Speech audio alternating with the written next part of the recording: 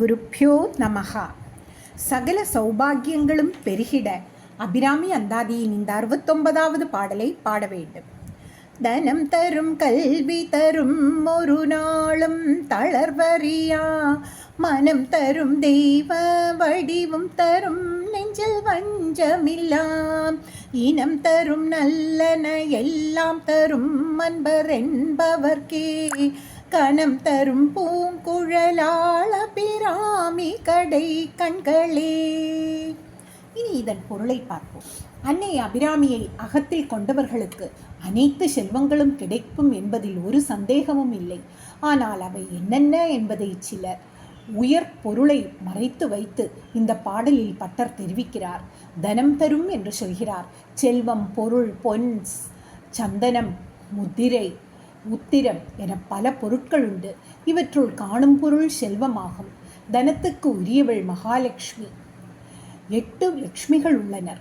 அஷ்டலட்சுமி என்று பெயர். அம்பாளை பூஜித்தவர்களுக்கு மலை போல் நிலைத்த செல்வம் அருள்வாள் என பட்டர் தனம் தரும் என்கிறார். தனம் தரும் என்பது சாதாரண உலக வாழ்க்கைக்கு பயன்படும் பொருள் மட்டுமல்ல. தனங்களில் சிறந்த மனசாந்தி, மனதிற்கு மகிழ்ச்சி தரும் தனம், முடிவாக முக்தி தரும் தனம். அடியவர்களுக்கு அம்பாள் அருள் செய்வாள் என்று கூறுகிறார். அடுத்தது கல்வி தரும் என்று சொல்கிறார். உலகத்தை காட்டிக் கொடுக்கிற கல்வி அறிவு, இறைவனை காட்டிக் கொடுக்கும் கல்வி ஞானம். இந்த பாடலில் கூறப்பட்டுள்ள கல்வி ஞானத்தை குறிக்கும் கல்வி. மனக்கவலை உண்டாகும் பொழுது இதை தீர்த்து வைப்பது ஞானம். கல்வி தீர்த்து வைக்க முடியாது. உதாரணமாக அர்ஜுனன் எல்லா கல்வி அறிவும் பெற்றிருந்தான். ஆனால் மகாபாரத யுத்தம் தொடங்கும் முன் அவனுக்கு ஏற்பட்ட மனக்கலக்கம் அவன் பெற்ற கல்வி தீர்த்து வைக்கவில்லை.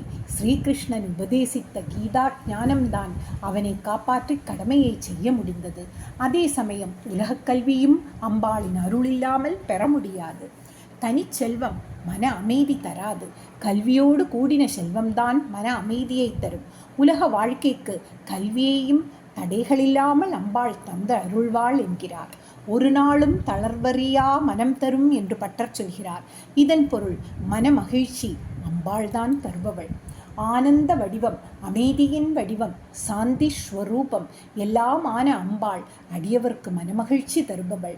அன்னை அபிராமியை அகத்துள் தாங்கியவர்க்கு ஆனந்தம் கிடைத்திடும். தினம் தினம் ஆனந்த சாகரத்தில் மூழ்கி ஒரு நாளாவது தளர்ச்சியுள்ள மனம் கொண்டவனாக திகழமாட்டான் என்று உறுதியாக கூறுகிறார். மனத்தளர்ச்சியிலேயே மூழ்கியுள்ள நாம் இன்ப ஊற்றான அம்பாளை அடைந்தால் ஒரு நாளும் தளர்வடையாமல் மனம் பெறலாம் என்று கூறுகிறார். காலன் வரும் தருணம் மனத்தளர்வு ஏற்படும் பொழுது அம்பாள்தான் நீக்க முடியும் என்பதை ஒரு நாளிலும் தளர்வடையாதார் மனதினை தரும் என்கிறார் பட்டர். தெய்வ வடிவம் தரும் என்கிறார் பட்டர். வடிவு என்பது வடித்து எடுத்து அழகிய உருவம். வடித்தல் என்பது தெளிய வைத்தல். அம்பாளை தவிர வேறு எந்த பொருளும் அழகானது இல்லை. தெய்வ வடிவு என்று கூறுவது அன்னை அபிராமி தெய்வங்களில் சிறந்த தெய்வமாக விளங்குபவள். தன்னை வழிபடும் பக்தனுக்கு தனது தெய்வ வடிவத்தினை அருள்வாள் என கூறுகிறார். நெஞ்சில் வஞ்சமில்லா இனம் தரும் என்று கூறுகிறார். பிறர் அறியாது செய்கின்ற வஞ்சமே நெஞ்சில் வஞ்சமாகும். நெஞ்சில் வஞ்சமுள்ளவரை எளிதில் கண்டுபிடிக்க முடியாது. அம்பாளை அகத்தில் கொண்ட பக்தர்களுக்கு நெஞ்சில் வஞ்சம் கொண்டோர் உறவை அணுகச் செய்யாமல் செய்து விடுவாள். மேலும் நெஞ்சில் வஞ்சம் கொண்டோர் வஞ்சகமே இல்லாத சத்சங்க தொடர்பத்தை அருள்வாள் அன்னை அபிராமி. அன்னையின் அருளை அடியவர்க்கு தீய தொடர்பை நீக்கி தூய சங்க தொடர்பை நல்கும். நல்லன எல்லாம் தரும் என்கிறார் பட்டர். இதன் பொருள் இறைவனிடம் செய்யும் பிரார்த்தனை ஒரு நாளும் வீண் போகாது.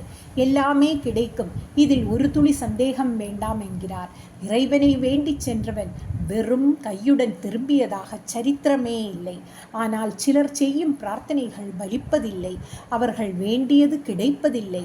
ஏனென்றால் நாம் இறைவனிடம் செய்யும் பிரார்த்தனை நமக்கு நன்மையாக இருப்பதை மட்டும்தான் தருவார்.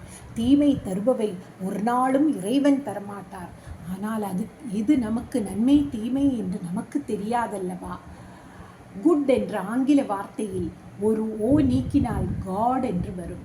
ஆகவே காட் இஸ் குட் நாம் புரிந்து கொள்ளலாம்.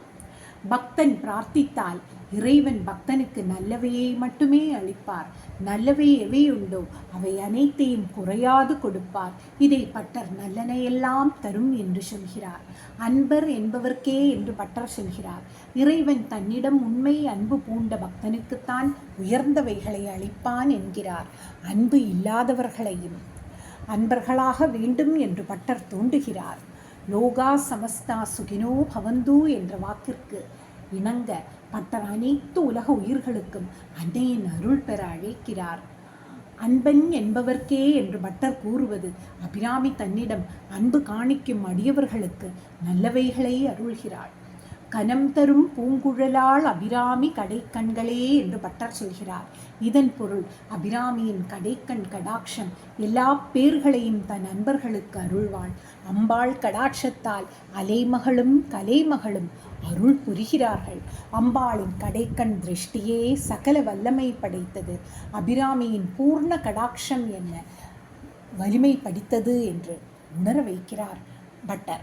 அபிராமியின் கடை கண்களே தனம் தரும், கல்வி தரும், செல்வம் தரும், ஒரு நாளும் தளர்வறியா மனம் தரும், தெய்வ வடிவு தரும், நல்லனையெல்லாம் தரும், நெஞ்சில் வஞ்சமில்லா இனம் தரும். இப்படி அபிராமி எல்லாம் தருவாள் என கூறி திகைப்படையச் செய்கிறார் பட்டர். அபிராமியின் கடைக்கண் கடாட்சம் மட்டும் போதும் என்று நினைக்காமல் அவளது பரிபூர்ண கடாட்சத்திற்கு ஆளாக வேண்டும் என்று பக்தர்களை சொல்கிறார் அபிராமி பட்டர். அம்பாள் சதா சர்வகாலமும் மனம் நிறைந்த மலர்களை கூந்தலில் அணிந்து விளங்குகிறாள் என்பதை பட்டர் கனம் தரும் பூங்குழலாள் என்கிறார். தனம் தரும், கல்வி தரும் என்ற பாடல் நவராத்திரியின் நாயகிகளான துர்கா, லக்ஷ்மி, சரஸ்வதி ஆகிய மூவரின் வழிபாட்டை உணர்த்துகிறது. ஸ்ரீ அபிராமி அம்மன் திருவடிகளே சரணம்.